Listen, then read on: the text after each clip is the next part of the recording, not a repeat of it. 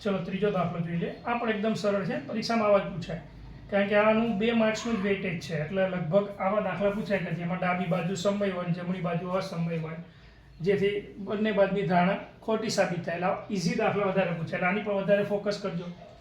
ચલો આપણે જેમ કરીએ એમ જ કરીએ કે ભાઈ ધારો કે 6 + √2 સમય છે.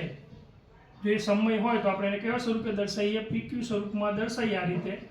તો અહીં કૌંસમાં લખી દઈએ કે ભાઈ A અને B પરસ્પર અવિભાજ્ય સંખ્યા છે, તો જ એને PQ સ્વરૂપ કહેવાય. ચલો તો તેને ગોઠવાઈ ગયું. તો કે શું કરીએ? તો કે વર્ગમૂળમાં 2 છે ને અહીંયા આ બાજુ +6 છે, તો બીજું પદ જે +6 છે એને આ બાજુ લાવી દો, A અને B ની જોડે. તો આપણને ખબર છે કે A અને B ની જોડે +6 લાવો ને એ શું થઈ જાય? માઇનસ. અહીંયા શું વધે? તો કે બરાબર પછી વર્ગમૂળમાં 2. આના છેદમાં કાંઈ નથી એટલે 1 મૂકો તો મૂકજો. હવે ચોકડી ગુણાકાર A એકા A, B × 6 એટલે B 6B. શું લખશું? 6B. અને નીચે B એકા B. એટલે આપણે સાદું રૂપ લઈએ અને આ જે આપણને મળી સંખ્યાઓ એની ડાબા અને જબા જુઓ તો કે આ બાજુ બધી જ સમય સંખ્યા છે, આ બાજુ અસમય છે. એટલે બંને બાજુ સમાન સંખ્યાઓનો ભાર જળવાતો નથી.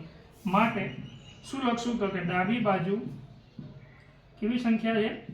સમય સંખ્યા છે, જ્યારે જમણી બાજુ કેવી સંખ્યા છે?